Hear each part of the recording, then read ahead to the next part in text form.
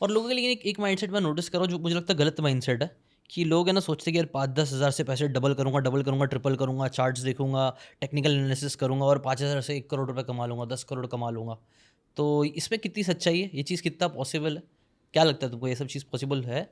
देखो, छोटे कैपिटल से ज़्यादा पैसा बनाना, मतलब छोटे कैपिटल पे ज़्यादा रिस्क लेकर ज़्यादा रिवॉर्ड के लिए जाना ईजी होता है एज़ कम्पेयर टू बड़े कैपिटल से। हम्म। इसको मैं ब्रेक डाउन करके बताता हूँ। मान लो फॉर सपोज आपके पास 50,000 रुपये है।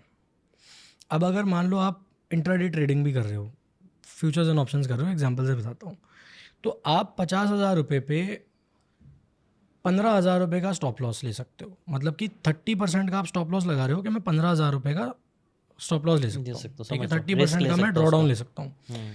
और मैं अगर कमाऊँगा तो मैं 50% कमाऊँगा, ठीक है, या 60% कमाऊँगा।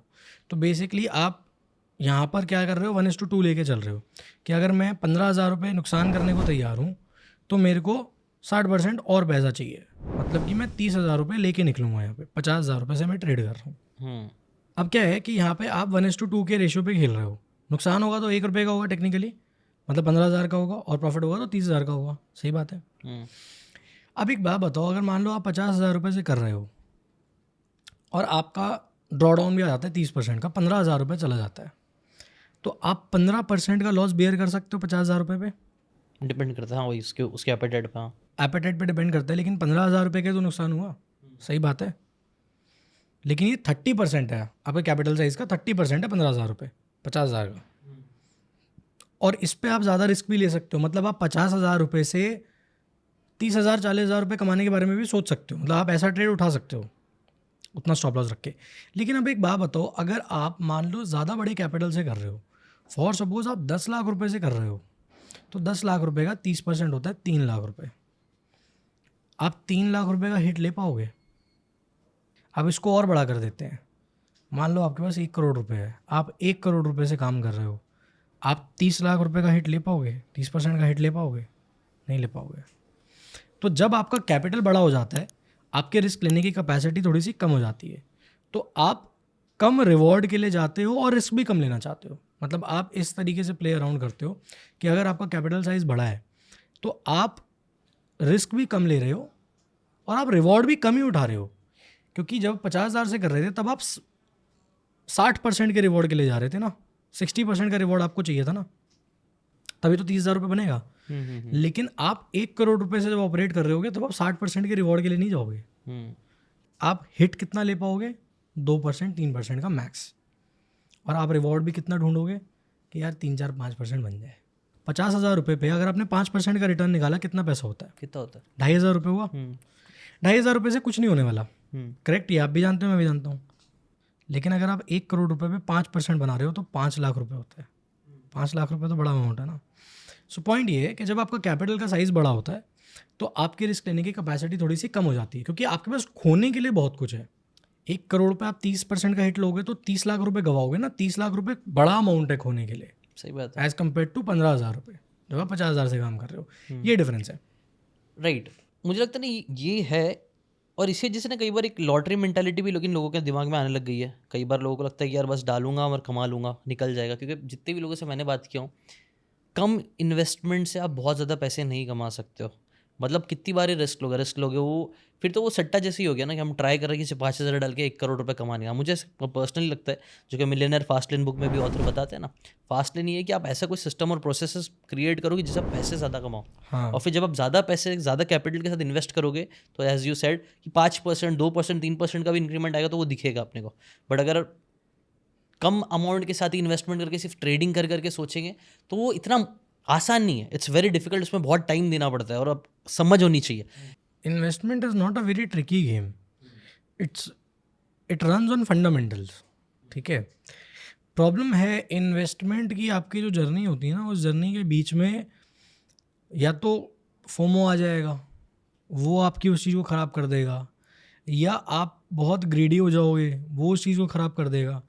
अगर चीज़ें ख़राब नहीं कर रही है ना तो investment is a very simple and very fundamental game. उसमें बहुत रॉकेट साइंस नहीं चाहिए होता। सबसे ज़्यादा रिटर्न्स पता है कौन बनाती हैं? नर्सेज बनाती हैं, क्योंकि वो देखती ही नहीं है पोर्टफोलियो। पैसा आया डाल दिया, पैसा आया डाल दिया, बस। सही बात है। तो प्रॉब्लम इसमें नहीं है। बात आप एक चीज़ समझो, investing is a long term game, it requires patience, और उसके सेट ऑफ रूल्स आपके बहुत क्लियर होने चाहिए। तो अगर आप रूल बेस्ड कर रहे हो कुछ भी, तो आपको पता है ना कि रूल है। जैसे हमारे अपने रूल्स हैं चीज़ें करने के, ठीक है, तो हम अगर कुछ भी कर रहे हैं तो रूल बेस्ड करते हैं। ओके। पैसा डालना है तो रूल पे डलेगा, पैसा निकालना है तो रूल पे निकलेगा, कितना डालना है उसका रूल है, कितना निकालना है उसका रूल है। समझ पा रहे हो? कितने पे मान जाना है कि बस बहुत हो गया, और कितने पे नहीं मानना है, ये कितने पे और रिस्क उठा सकते हो। हर एक चीज़ का सेट रूल है, उसको ब्रेक नहीं करना, उसके बाहर नहीं जाना। क्यों? अब वो रूल्स कैसे बने हैं? वो रूल्स बने हैं डेटा पॉइंट से, देख कर कि क्या होता है क्या नहीं होता। मैथमेटिक्स है, क्लियर मैथ्स है, मैथ्स के बेसिस पे रूल बने हुए हैं। अब मैथ्स को थोड़ी चेंज कर दोगे। 1+1 2 ही होता है ना। कोई बोलेगा 1+1 7 होता है। तो एक्सपीरियंस मैथमेटिक्स है, एक्सपीरियंस है, मैथमेटिक्स है, और बहुत सारी चीज़ें हैं, बट रूल्स हैं, सेट रूल्स हैं, उससे बाहर नहीं जाना। तो आपके इन्वेस्टिंग के भी रूल्स होने चाहिए। मान लो आप फॉर सपोज 50,000 रुपये कमाते हो हर महीने के, तो आपका रूल होना चाहिए कि देखो यार 10,000 रुपये तो जाएगा ही जाएगा, उसके बाद 40,000, मेरी इनकम है ही 40,000, 50 नहीं है ही 40, जो 10 है वो तो जाना ही जाना है इन्वेस्टिंग में। और कहाँ जाना है, किस टाइम पे जाना है, हर चीज़ का आपका सेट रूल होना चाहिए। राइट। तो ऐसे ये रूल्स के लिए कोई अच्छी बुक है, कुछ कहाँ से पढ़े, या फिर सिर्फ एक्सपीरियंस खुद ही बेस्ड ही सीखना रूल्स आता पड़ता है? है, खुद ही सीखना पड़ता है। अच्छा। कोई आप बुक से कुछ भी पढ़ लो, जब आप मार्केट्स में बैठोगे आपको अलग ही चीज़ दिखेगी। अगर आप एक्टिवली काम कर रहे हो तो पैसिवली भी, पैसे में तो आपको कोई दिक्कत ही नहीं है। पैसे में तो वॉरेन बफेट खुद बोलते हैं कि आप इंडेक्स फंड खरीदो सेम और उसे होल्ड करके रखो 30 साल 40 साल, उसमें पैसा डालते रहो डालते रहो डालते रहो, और 30 साल 40 साल होल्ड करते रहो। जितनी आपको पैसे की जरूरत होगी उससे ज़्यादा ही पैसा मिल जाएगा आपको जब आप खोल के निकालोगे, तो बस बहुत है। सही बात है।